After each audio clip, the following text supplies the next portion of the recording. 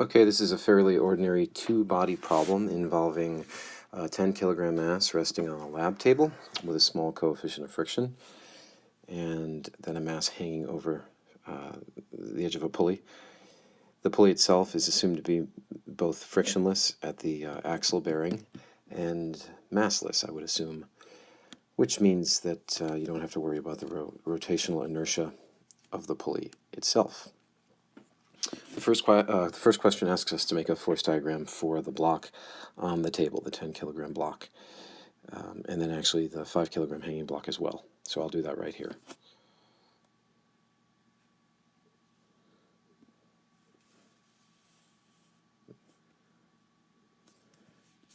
Okay, so for the block on the table, which looks like this, it's 10 kilograms.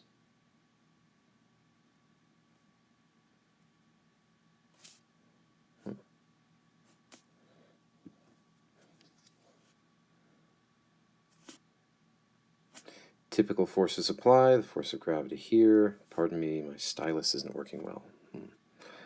The normal force here.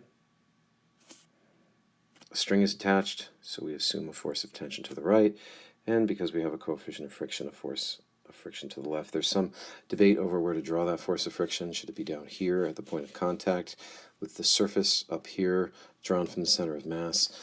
At this point in time it doesn't matter, but we'll discuss those things in the future when we start to consider objects that aren't just thought of as point masses. For now it doesn't matter. The hanging block looks like this.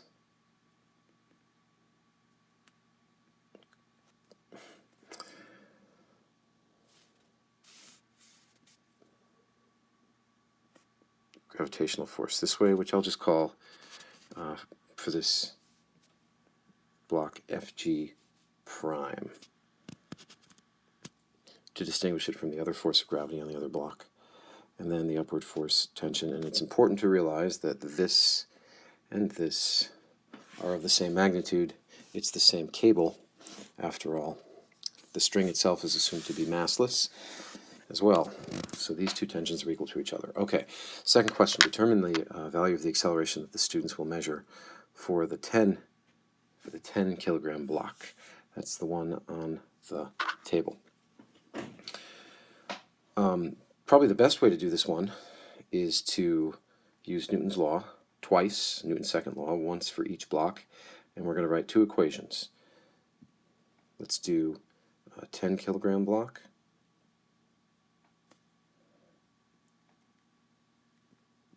and let's do over here the 5 kilogram block. No. Sorry about that. 5 kilogram block. Okay. Net force equals ma, and of course net force equals ma. This is a vertical equation for the hanging block, but a horizontal equation for the 10 kilogram block.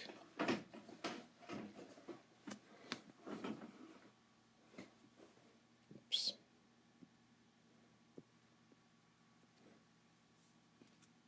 For the block on the table, the net force in the x direction is Ft minus Ff, and that's equal to ma, and we'll leave off the subscript a sub x for now.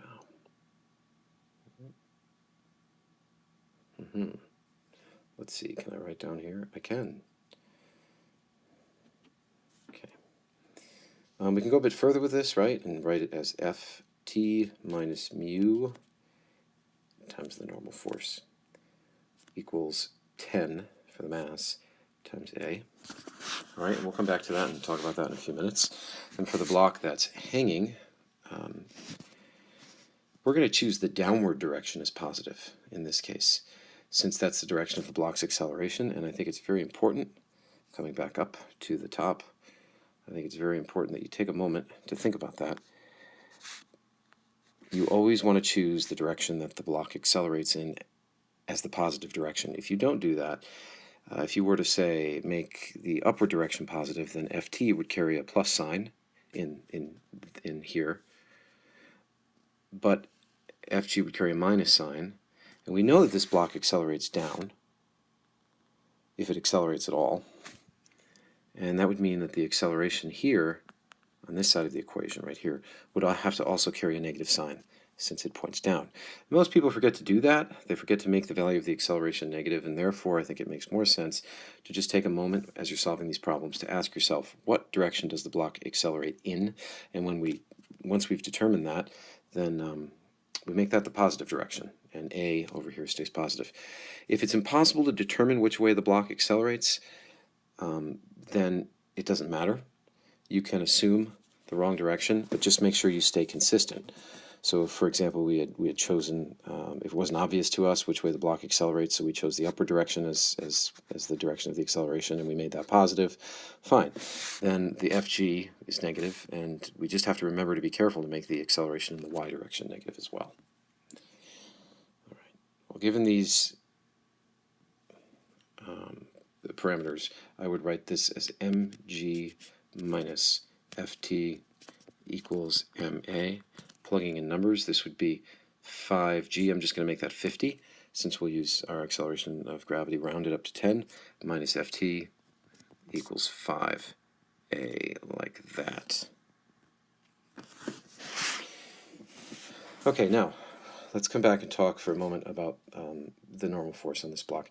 It's obvious in this problem that the normal force, which is here, and the force of gravity would be equal to each other in magnitude.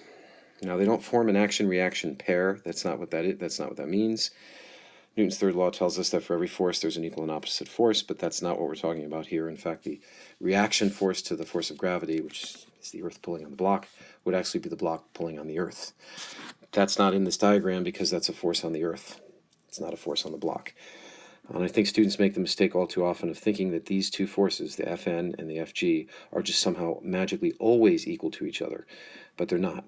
Not always. In this case, they are equal, and they're equal because there's no additional vertical force. For example, there's no extra force pushing down from above, something like that. You know, we don't have a vertical acceleration, which could also would mean that these two forces were not equal to each other. But we don't have either of those situations. We have we're also not on an inclined plane, I would add, which is another instance when the normal force is not equal to the gravitational force. And there are other circumstances as well, but in this problem, clearly these are equal to each other. So I'm gonna skip the step of writing a vertical net force equals 0 equation for this block. But if I did, I would learn from that information from that equation that the Fn and the Fg were equal. So basically, what I'm getting at is that I can then come down here, and I can rewrite this equation as Ft minus mu, I believe, is 0.2. And the normal force in this case will just be replaced by mg for this block, which is 10 is m, and g is rounded also to 10, so that's 100 equals 10a. And I have to say one thing about this coefficient of friction. I think it's probably mislabeled in the original diagram as a mu s, but if in fact the system is accelerating, and I believe that it is. We haven't actually checked to make sure that it is, because if the weight of this block, of the 5 kilogram block, if the weight of this block does not exceed the maximum static friction force on this block, then it may never move.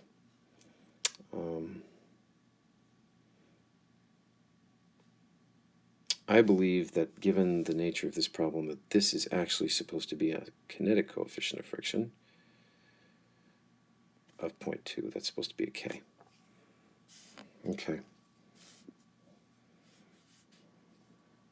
So let's go down and actually solve this.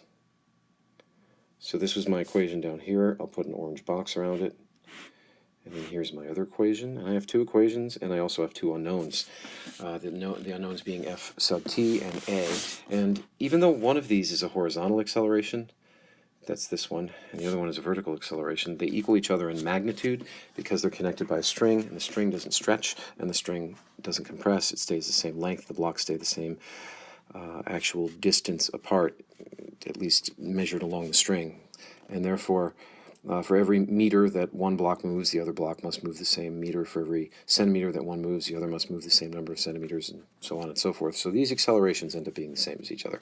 So now you have a system of equations which can be solved, we say simultaneously, which simply means at the same time, or you can make a linear combination by sort of placing one equation on top of the other and adding them together that way. If you do that, let's take this one and stick it down below the other one and rearrange the terms a bit. So we get minus negative ft plus 50 equals 5a. So if we now add those equations together, these will cancel. 0.2 times 100 is obviously 20, and when that gets subtracted from 50, let's put it down here, the sum, we will get 30. So 30 equals, and now again we're adding the equation, so we get 30 equals 15a, which immediately gives us an acceleration value of 2 meters per second squared. Isn't that nice that it worked out? Now that's nice, but we could have gotten that a little bit quicker. If you go back up to the very top of the problem, the original problem, way over here, like this. If for just a minute you consider only the outside forces acting on the object, none of the internal forces, so that would mean tensions were not considered, just the outside forces. We've already got this one, Ft, that's drawn here. That's an external force on the block on the table. And we can draw the other force here, which is, we know, 50. The tensions don't matter. The vertical forces up and down in this direction don't matter, except for the fact that we needed the normal force to figure out, or we needed the weight of this block to figure out the normal force. But we know that force of friction, I think we decided down here, was 20. So if we look at the system as a whole, and we apply Newton's law this way, and that second use of the summation sign, the sigma, is really important. What we're saying is the net outside force on the system, ext for outside or external, is equal to the net mass of the system times its acceleration, if we assume that all the parts of it are accelerating as one. And in this case, I think you can see that the net external force is going to be the 50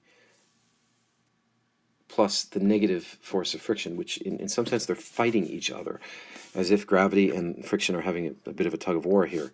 So we can write that net external force as 50 minus the force of friction, but we know the force of friction is 20, and then we know, this is better, we know that the total mass is 15, 10 plus 5, and again, that's the part you cannot miss. You cannot forget to add up the masses.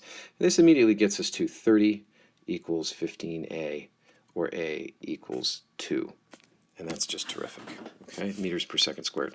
So that problem is solved. Quicker way to do it, right?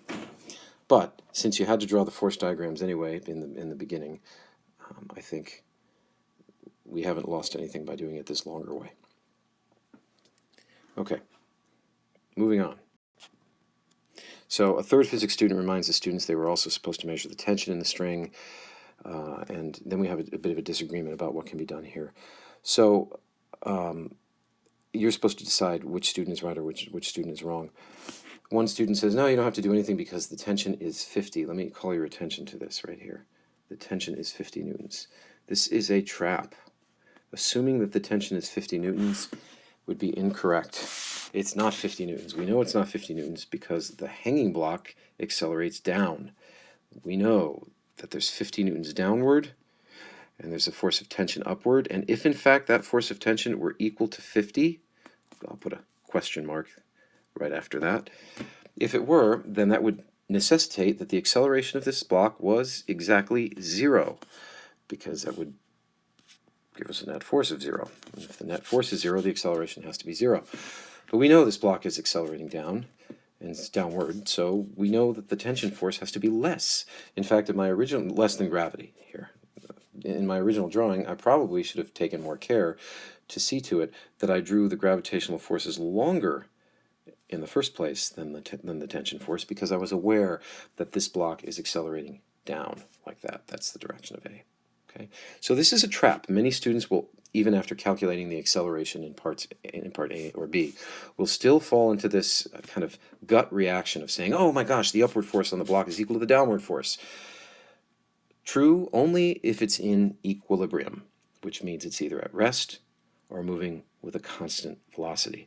It's doing neither of those things, so in fact this tension force is less than 50. And the other student suggests, in this discussion up here, the other student suggests that you could actually put a force meter inside the string. I think what that person is suggesting is that you do something like this. If this is the block on the table, and this is the pulley, and this is the hanging block, like so, and here's the table itself, that you somehow cut the string, you put a force meter in it right here, something like that, and then you finish running the string over the pulley and to the other mass, and then you read this force meter to see what it says. And in fact, that would give you the tension in the string, and that's definitely legitimate and can be done. But you don't have to. You don't have to do that, and the reason you don't have to do that is because you have an equation for each of these blocks that will actually give you the tension if you so choose to solve for it. So when we solved for part B before, we actually eliminated the FT from the equations as we solved them, and if you want to roll the video back to see how that happened, go for it. But there was a time when we had the FTs and they canceled out of that linear combination that I had when I wrote the equations on top of each other and added them.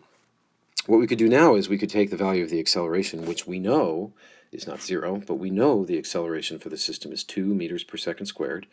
And we could take and plug that back into either one of those equations to figure out what the tension is. If you remember, the equation for this block right here was 50 minus Ft equals 5a. And we know that a is 2, so this becomes 50 minus Ft equals 10. Rearranging that equation, we find out that Ft is 40 newtons. Okay, and that's consistent with what we know, because we have to get a tension force that's less than this weight, because this block has to accelerate downward. And in fact we do. We found out that the tension is 40. And by the way, if you look at the block that's on the table, this block has a frictional force backwards, which we decided was kinetic friction, not static, labeled incorrectly in the problem. But we know that that force is 20 from before, 20 newtons. And now I'm claiming that the forward force in this block is 40 newtons, which again is consistent with the fact that this block has to accelerate to the right at 2 meters per second squared. Because if you do the net force on this block, equal to its mass times its acceleration, the net force will be 40 plus negative 20, which gives me a net force of 20. Here, 20 newtons, and the mass was 10 kilograms, and so the acceleration must be 2. So the problem is entirely consistent. So I would argue that neither student is really correct up here, but the student that suggests that the tension is 50 is probably more wrong than the student that suggests that we should use a force meter to measure it. You could do that, but you don't have to, because you can intuitively calculate the tension from the equations. All right, moving down to part D below. The hanging block is now removed, and instead another student uses a massless spring scale attached to her hand and pulls with exactly a 50 Newton force. And the question is, what happens now to this block? Is the acceleration 2 like it was before, or is it something more or something less? This is tricky. This is very different than having a mass here of 5 kilograms. In this case, I'm saying there really isn't any other mass here, but I know the tension in this cable is immediately 50. I don't really know where that 50 Newton force comes from, and I don't really care. The bottom line is I have set the force of tension in this situation to be equal to 50. That is a fact. Ft equals 50. So if we look now at this block right here on the table and we diagram it, the tension force pulls to the right and the friction force pulls to the left, but the friction force hasn't changed from before. It's still only 20 newtons. But now I know I've got a 50 Newton force to the right, whereas before, if you look above here, that force was 40. You can see it right here. But it's not 40 anymore, it's 50 now. And so that means that Newton's law tells us the net force on this block is equal to the force to the right, 50 newtons, plus the force to the left, which will be negative, and that's 10a. And so now, in fact, we have an acceleration. If you solve this for a, it's easy to see the acceleration is 3 meters per second squared, so it's faster than it was before. Before it was 2, now it's 3 meters per second squared. Okay? Another way to understand this is to look at the entire system as a whole. If you write Newton's law this way, remember with the net mass, like so, you can see the net external force acting on the entire system is 50 minus 20.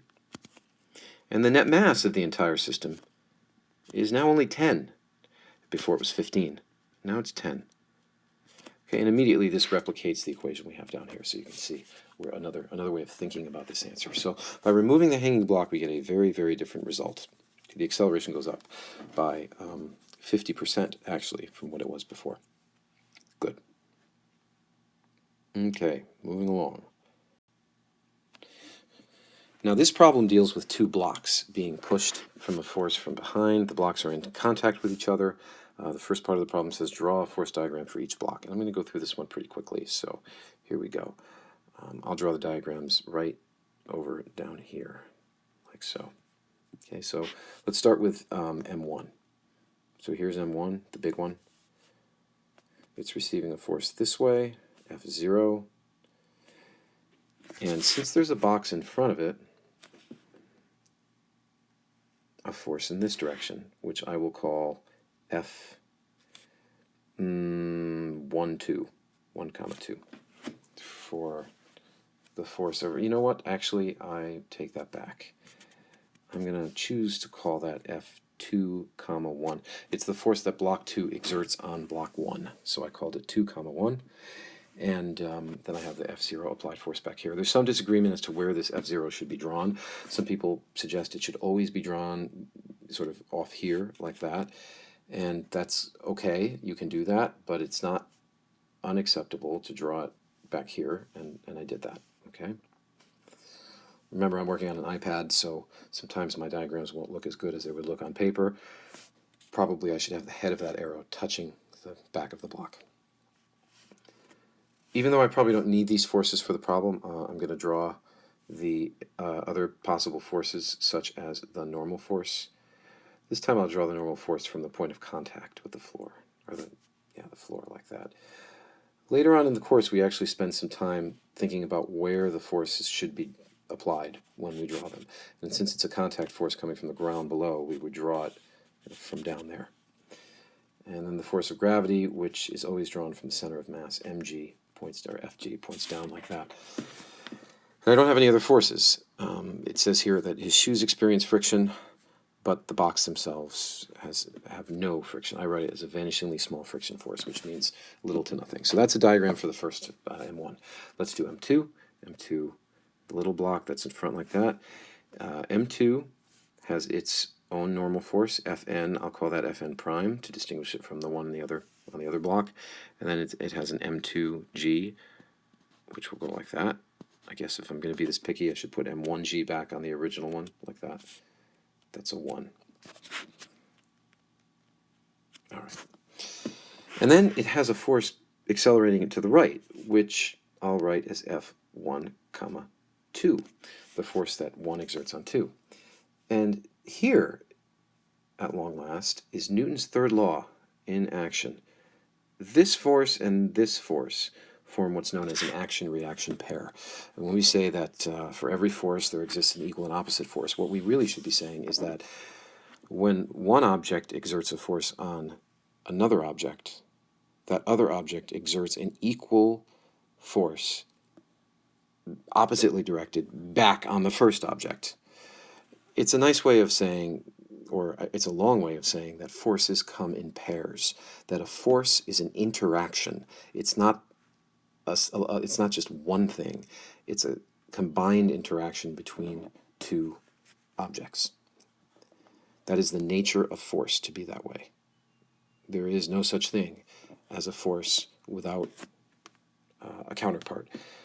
Although I say there's no such thing, but in fact there are cases in advanced electricity and magnetism where you can demonstrate a violation of this version of Newton's law, that for every force there's an equal and opposite force.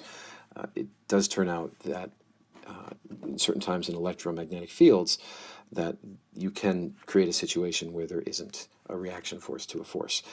In that case, it's more helpful to think about Newton's third law in terms of momentum conservation and to describe what's happening with the momentum in the electromagnetic field, which is a complicated idea beyond the scope of this course, and you generally beyond the scope of even introductory electricity and magnetism courses that get taught in colleges and universities.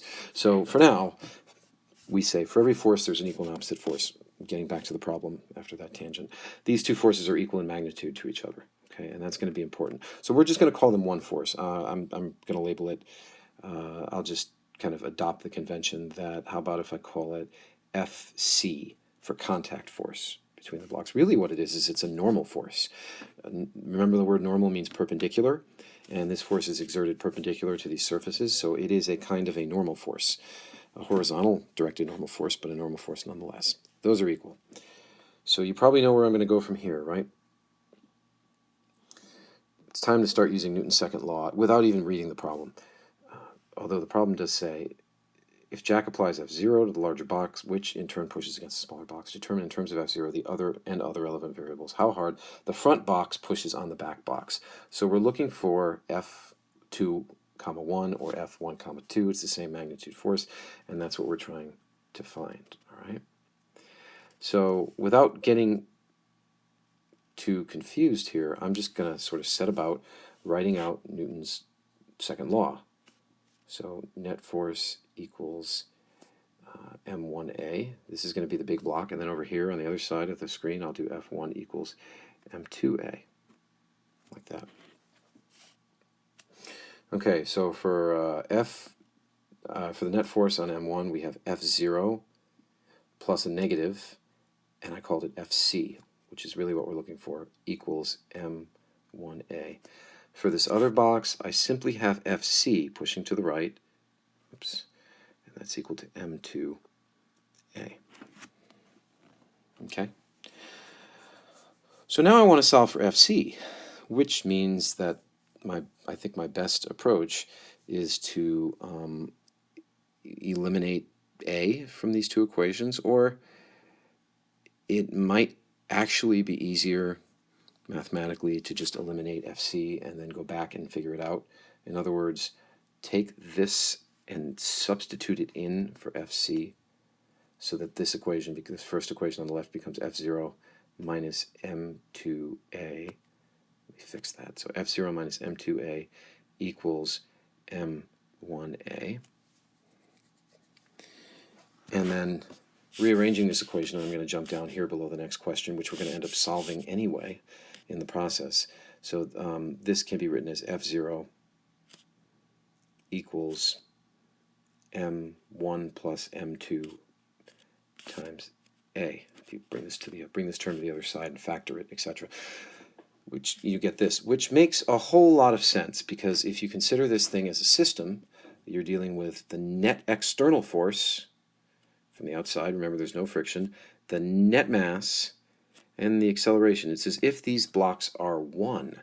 Like I got rid of the boundary between them, and they look like this. And now we just have a mass m1 plus m2. Makes a whole lot of sense. So, in fact, this answer is what I'm looking for part C already. So the answer is just to divide, and then the acceleration of the whole system, which I accidentally found, is F0 over m1 plus m2. So that's done. But while I'm at it, I can now go back and take that acceleration and stick it in to this guy right here. That would be an acceptable approach. And then come down here, and I'll rewrite this as FC. What I'm looking for is m2 times this acceleration, which is now just F0 over m1 plus m2. And I get this interesting result, which basically says that the force of contact between the blocks, which is the only force I need to accelerate that front block forward, it's equal to the ratio of m2, the mass in the front, to the total mass of the system times the net external force. to get this little term right here. Cool, isn't it?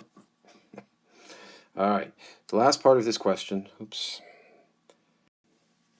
Here, we're asked to answer some questions about what the force values will be at certain moments in time when velocities are given. So it says at a moment later, and we have to read this one carefully. It says at a moment later, when the boxes are moving to the right with an instantaneous speed of 1.5 meters per second, Jack is still pushing. As part A, determine that the force exerted by the back box on the front box. We don't have to do anything again because the answer is the same thing that it was before. Nothing has changed, and I believe we wound up with Fc equal to m2, the mass in the front, over the sum of the masses times F0. That's our answer. Whether we're looking for the force the back box puts on the front box or the front box puts on the back box, it doesn't matter. That's the same force, at least in terms of magnitude. So that's the answer. And I think there's a tendency to think that somehow the actual value of the speed would matter, but it doesn't. Because remember, there's no connection here between the net force and the velocity. Newton's second law is not net force equals mass times velocity, which I shouldn't even write. I shouldn't even ever write that, ever. But that's not it. So having, here, no. So having a velocity of 1.5 meters per second makes absolutely no difference, okay? The point is it's still accelerating with whatever acceleration it has, unless the velocity is 1.5 meters per second and constant for some period of time, which there's no indication here that the velocity is constant. But seeing a statement about constant velocity immediately supersedes everything in the problem and is telling you that, in fact, the net force in that dimension in which it's moving is equal to 0. So that would change things a bit, right? And in fact, we have that, but not until down here. So here it says Jack allows a box to move for some time and distance with a constant velocity of 2 meters per second. So determine the force exerted by the back box on the front box during this period of time. So if the acceleration is 0, in other words, the velocity is constant, then the net force on any object here in the problem is 0. So as a whole, the system has no net external force on it. And therefore, there's no force of contact between the two boxes. That front box, if the floor is truly frictionless, would, once it's reached a speed of 2 meters per second, would continue to move with a speed of 2 meters per second without needing any force to keep it going, because the floor is frictionless. And that's Newton's first law. If the object is in motion, it remains moving the way it is unless some other force comes along to change that. It just keeps what it's doing. It keeps doing what it's doing. So in fact, no force is required, and its acceleration is 0 in this case. Now that's good unless there's friction. If there's friction present, then to keep the box moving at a constant velocity, it would then take some force to continually push it forward. But we don't have that situation here, so I'm not going to worry about it at this point in time. So the answer to this question is just a big, beautiful 0. And that completes this problem. Hope this was helpful.